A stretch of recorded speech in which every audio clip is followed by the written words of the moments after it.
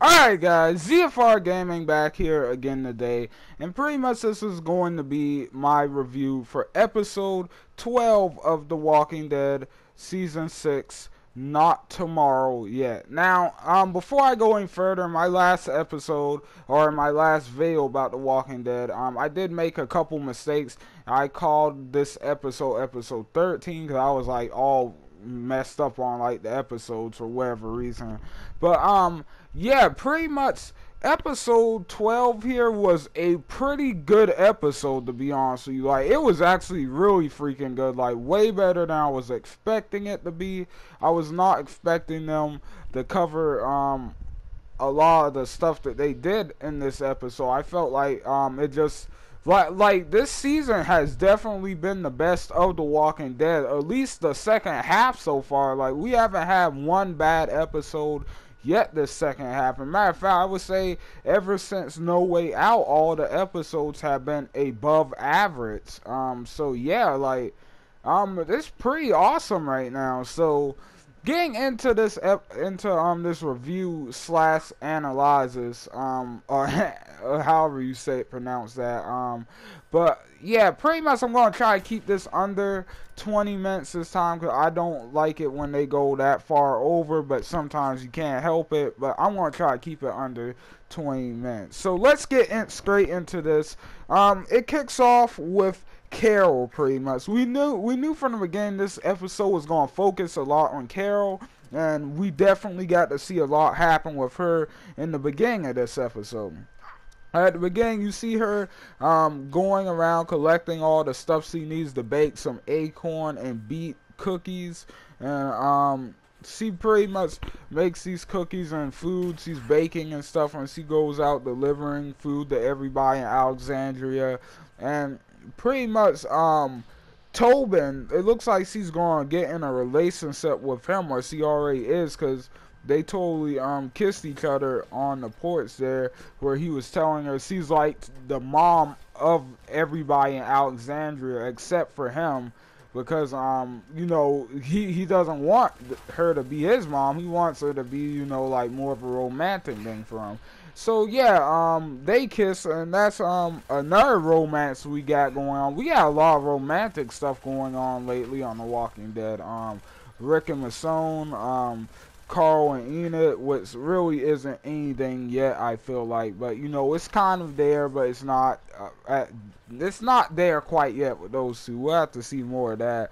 Glenn and Maggie with their baby and stuff, the whole Abraham, Rosita, and Salsa thing, which we're going to get into here soon, like right after this.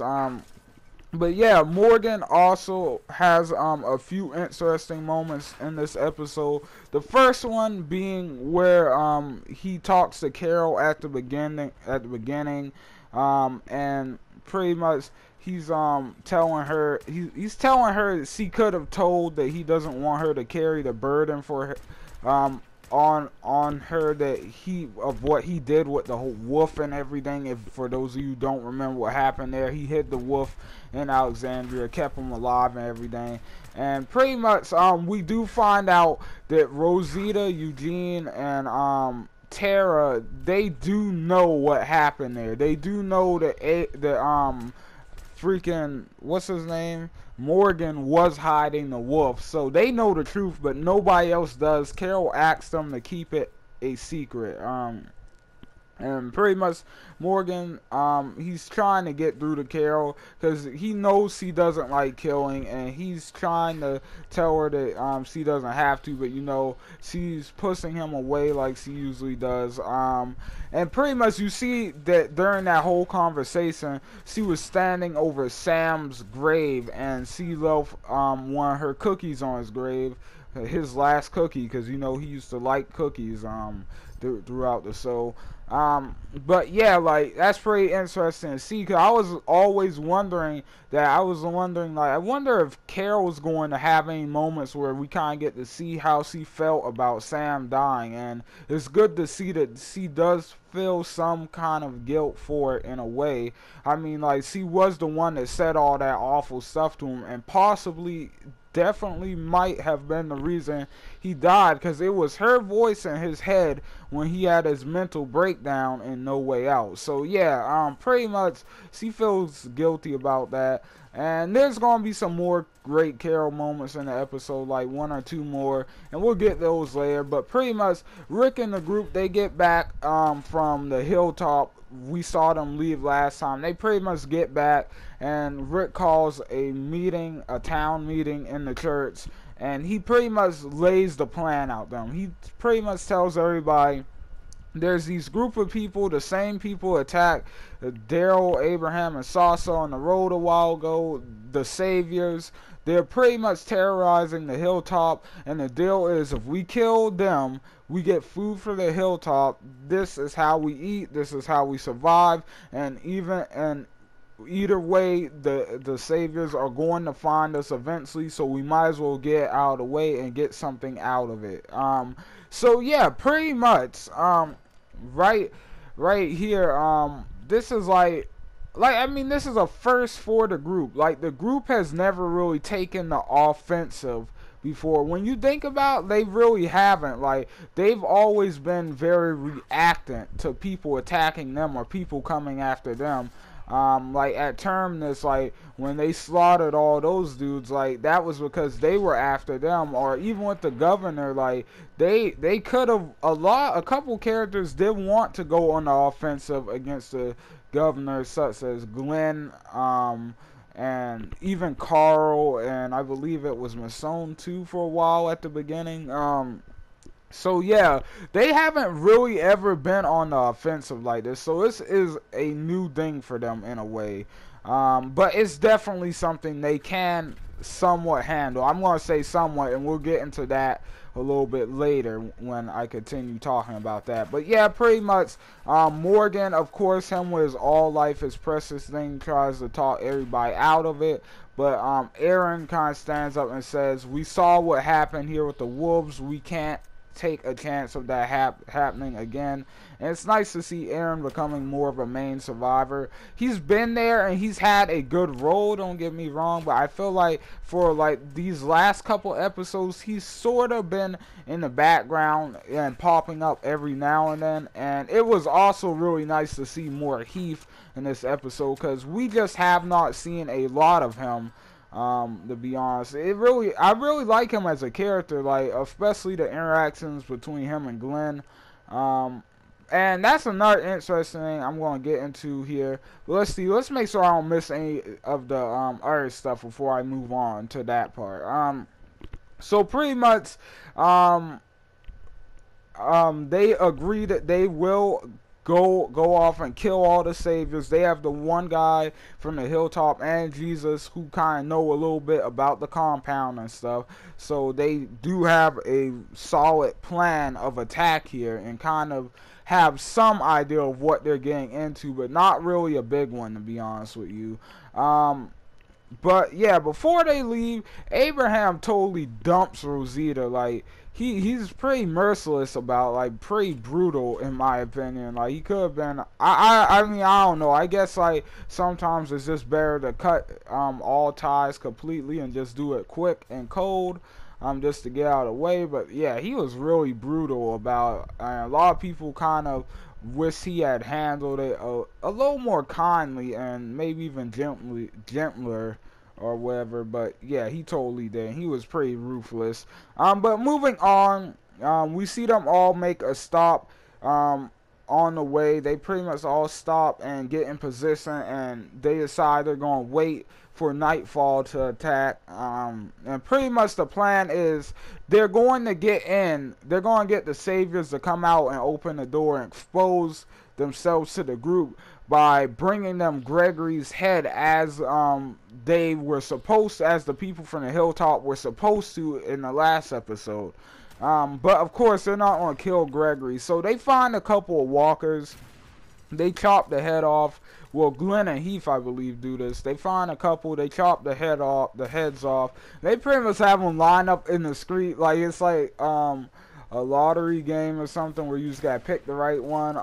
And pretty much there's 3 heads, and they all do look kind of like Gregory, but the one in the middle, the one that they picked, really looked like him, like a lot to me. And pretty much, yeah, they take that, and like Jesus is like, the nose is a little bit different, and Rick just like punches the severed head until the nose breaks, and it's pretty hilarious actually. Like he's just punching the head, and he's like, there, you already broke your hand, so like you can just say that's what happened there. And yeah, like the dude had a really funny line actually. He's like, Negan, these Earth and the Saviors, they're pretty scary guys, but they don't got nothing on you, man. And yeah, Rick has become a pretty brutal person, like, and it's not even the fact that he's not a good person still, it's just the fact that he's so used to doing these type of things, like, he seems almost unfazed and even comfortable with it. So yeah, like, pretty much it's kind of he kind of is a scary guy. At least he would be in real life if you think about it. But moving on to that, night rolls around and they pretty much begin the plan. So the guy, he rolls up to the Saviors. It looks like they're in a satellite bunker or something. He pretty much rolls up to it in a car. The guy from the hilltop, the one who Daryl pretty much, the same guy who was choking out Abraham last episode, if you remember. Pretty much he rolls up, he gets out of the car, and the Saviors come out and everything, and they're like, is that the head in the bag and stuff? And he takes the head out, and oh, the Saviors, man, like, one of the dudes great is just playing with the severed head. Like, it's pretty sick, dude, to be honest with you. But we all know the Saviors are going to be extremely bad people. We already know. So yeah, pretty much he's like, alright, I'll go in and I'll get your friend, because if you remember, that was a part of the deal too. They said they were going to rescue the other guy from the hilltop. But yeah, he's pretty much like, I'll go in, I'll get your friend, and I'll bring him back out, and you can go home and bring us more stuff next week, because you know, with Saviors, they're starting to demand a lot more from the hilltop, which the hilltop really doesn't have the means to supply them with that much. But yeah, pretty much, dude goes inside, and like the other one, like the other guy, he's just such a jerk though. Like I mean, like I like the fact that the Saviors, they seem like they're gonna be like these really ridiculous, comical type of really hardcore violent villains, like, and I don't mean that in a bad way, like where it's just cheesy or anything. Like they're so comical and in a unappropriate way, or inappropriate slash disturbing way, that it seriously makes them some scary people. So yeah, like the one dude, the one Savior guard that stayed out there with the dude with the head and everything, the hilltop dude, he's pretty much whistling the same little song or whatever they do at weddings, you know, the da da da da, yeah, that. He's pretty much whistling that, and out of nowhere, this part, like, I was like, holy crap, because Daryl just came out of nowhere, slit his throat, and then, like, for whatever reason, just decided to, like, sink the knife into his head for whatever reason. Like, I mean, he was already dead after the throat slit and everything, so yeah, it seemed kind of unnecessary, but alright. Pretty awesome. And pretty much you see the whole group run up there, and they get in the bushes and everything, move the guy's body, and as soon as he comes back out with the hilltop dude, the Savior, like, Masson just sinks the machete through him, freaking Ron style. And pretty much, yeah, they kill that guy, and they get the 2 hilltop dudes back to the car, and Rick and the group move in. And this is where things start to get really freaking dark. Like, things start to get crazy dark. So pretty much what happens here is Rick, he pretty much goes in first, and they pretty much came at midnight because all the Saviors are sleeping, or at least most of them. Seems like everybody except for those 2 guys. But yeah, pretty much they're all sleeping. Rick goes into the first room, and you know he's the first one to kill one of them, and he pretty much just sticks the knife straight in dude's throat while he's sleeping. Dude doesn't even have time to even move, make a sound, anything. It's just over like that. And then you see Glenn and Heath go into a room to do the exact same thing. And in this episode, I was kind of surprised because I had not noticed that Glenn had never killed anyone besides walkers. I haven't noticed that before. Like, I never really thought about that.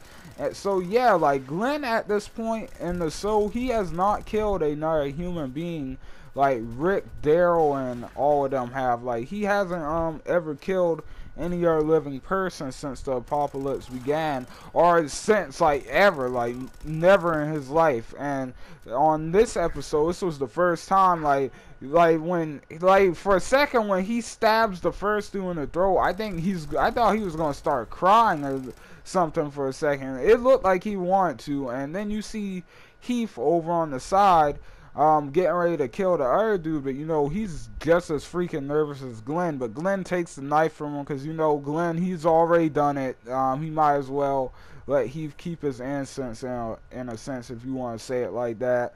And pretty much, yeah, this is really dark right here because like this is the group going on the offensive, and I don't know if anybody, but the Saviors are awful people, as you can see from like the wall of dead people. Like they just have a bunch of pictures of people they've brutally murdered or beaten to death on the wall. And I don't know how many of you caught the Easter egg, spoiler alert. Like, skip ahead like 30 seconds if you don't want to hear this spoiler. But I don't know how many of you saw the Easter egg of the picture with the dude with his head completely bashed in. I'm pretty sure that was an Easter egg for what happens to Glenn in the comics, and which might happen in the upcoming episodes when Negan actually kills him with the baseball bat. So yeah, that definitely looked like an Easter egg to me. So yeah, that's just something to look at there. I could be wrong about it.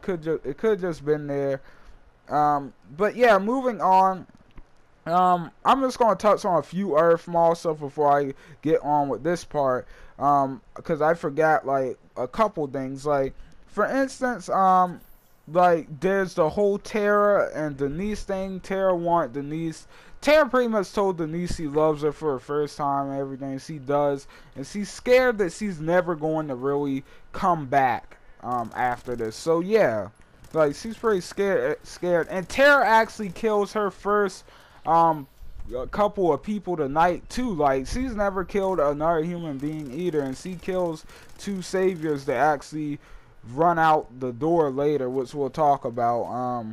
Well, I kind of just gave away, but we'll explain that in a little bit. Pretty much, let's see what else happens here. But yeah, that's pretty much it. I believe I touched on the small stuff, all of it, I believe, so far. But yeah, there's also there was also the part where Rosita, while they were all waiting in position for midnight to roll around, she walked up to Carol earlier and was telling Carol how she almost told everybody what Morgan did because he was acting like they didn't know what they were doing, and still blabbing that idea of all life is precious after he almost got Denise killed and stuff. But Carol really doesn't want them to tell on him. So yeah, like, pretty much that's still gonna be a secret, and there might even be some tension there. Like, Rosita, she's obviously not in a good mood since Abraham just dumped her like the night before. So yeah, and then after that, let's see, there was something else. There was one more small thing. Oh yeah, Carol and Maggie. Maggie's pretty much there on the mission because she is the one that proposed this. But Carol thinks she shouldn't be there because, you know, she's pregnant. And Carol kind of insists to watch over and stay with her to make sure she's safe and all that. So yeah, they stick together. And they're pretty much outside. and they're just waiting to make sure watching the perimeter and stuff. But pretty much Abraham and Salsa, like, they're trying to break into a room when they do run into a savior who happen to be awake. He tries to cut Abraham, but Salsa like stabs him twice, and then he kind of, before he dies or falls to the ground, like, he manages to actually hit at an alarm, and like every savior in the building or in the bunker, wakes up and turns into this gigantic, awesome, action-packed gunfight. You just see Rick, like, and the saviors, let me just say, they're okay and everything. Like, they're pretty scary once you see them, but like, I really feel like these dudes, like, Rick and the group, they're definitely on a higher level than them, I would say, because Rick was just like demolishing them when they were coming down that hallway. He killed like 4 of them by himself right there within seconds. They didn't have a chance. I mean, I guess they were caught off guard, being woken up and everything. You see Daryl blasting with a shotgun, Rosita and all of them just shooting up as many saviors as they can. Like, it's just a huge gunfight. And you see Glenn and Heath being chased down a hall. Like, they're shooting back at the saviors. They're being chased down a hall by like 4 or 5 saviors who are just blasting at them with assault rifles and stuff. And pretty much they actually end up finding the armory. They get down, they get in the armory, and they kind of take cover while the saviors, shoot through the door and stuff, shoot up the doorway and all that. I guess the saviors think they're dead because they stopped shooting for a second, because they went in the room, you sawed up the entire doorway and wall, so they're probably dead. So they stopped shooting, but Glenn and Heath, they grabbed a couple assault rifles that were hanging on the walls in the armory, and they turn around just like Rick Grimes style the door. Like, in case you don't remember when Rick killed all those wolves back in the RV earlier this season, they pretty much do that kind of garbage. Like, and they just blast through the door, and I was like, oh boy, that part was pretty awesome to me. Definitely one of my favorite parts of the episode. And that was pretty much Heath's first kill. Glenn got his first kill earlier, but that was Heath's first kill, and it was technically still another first kill for Glenn, because he's never really killed anybody before, but they just killed like 5 or 6 dudes right there. And then you see one of the dudes is still alive, and he tries to lift up his gun, and out of nowhere Jesus just shoots him in the head. Like, apparently Jesus has a gun now, so yeah, there's that. And then pretty much they're done. Like, the raid is over. Like, they've pretty much beaten all of the saviors in the bunker, and they're all, and by the time they're finished, it's morning, and they're all standing outside the bunker. And Heath and Tara, they leave for their supply run. And in case you missed the other video where I was talking about Tara Focus episode, that's where we're going to probably see that episode that focuses on Tara and Heath for most of the episode, where they're out on this supply run. I believe this is going to be episode 14, so not next episode, but the episode after that. And yeah, so they pretty much split off from the group, and they leave straight from all of that madness to go straight on a supply run. So I can definitely see where they can run into trouble with some more saviors, considering they just did all of that. But yeah, pretty much after they leave, everybody's just kind of standing around there talking. Masona's like, I want to know which one was Negan. And we all know, or at least if you've read the comics, you know that none of these guys were Negan. And then you just hear a bike start up, a motorcycle, and you see a savior ride out of the garage on Daryl's motorcycle. And Daryl pretty much blasts him off of it and runs over, and he's like, where'd you get the bike? Because if you don't remember, the White stole that bike from Daryl in episode 606. So yeah, pretty much that tells us that the White has been recaptured by the saviors, and next time we see him, he's probably going to be in their ranks if it's anything like the comic book, which I believe it will be. So yeah, the White is definitely going to be a villain for a little while here. So yeah, there's that. But of course, it wasn't him on the bike. He wasn't there. But pretty much, yeah, they sawed him off the bike and stuff. And they're getting ready to kill him when they hear someone over his walkie-talkie, and it's a female. And pretty much over the walkie-talkie, she picks it up. Rick picks up and is like, why don't you come out? And she's like, we won't come out. We can't talk. We have Maggie and a Carol. And like pretty much there's that. Like I did predict that, I think, in one of my past episodes. I could be wrong, or in my predictions video, I think I did predict that. So yeah, Maggie and Carol have been captured by a very small remaining group of saviors that survived the attack, and it looks like one of them is female, which is interesting because in the comic books, I don't know if females were exactly at the front lines of the saviors like that.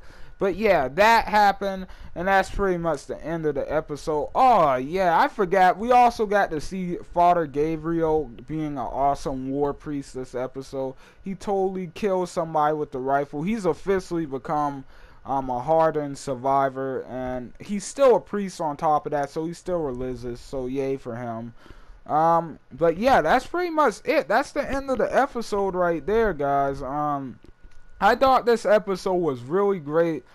If I had to give this a grade, I would definitely give it a solid 9 out of 10. I just thought it was a really solid episode all around, and it really surprised me with how much, because I thought it was going to be slow at first, the way it was going. I thought it was going to be a very slow to medium pace, but in the last 20 to 30 minutes, like the pace just picked up so much, and it got so fast and action packed at the end there. So I really enjoyed that about the episode. But tell me what you guys thought about it. Tell me if you liked it and what you thought. If you guys enjoyed the video, don't forget to leave likes and comments down below. And don't forget to subscribe for more Walking Dead videos and gaming videos. I do all of those. And I will see you guys on the next video. ZFR Gaming out.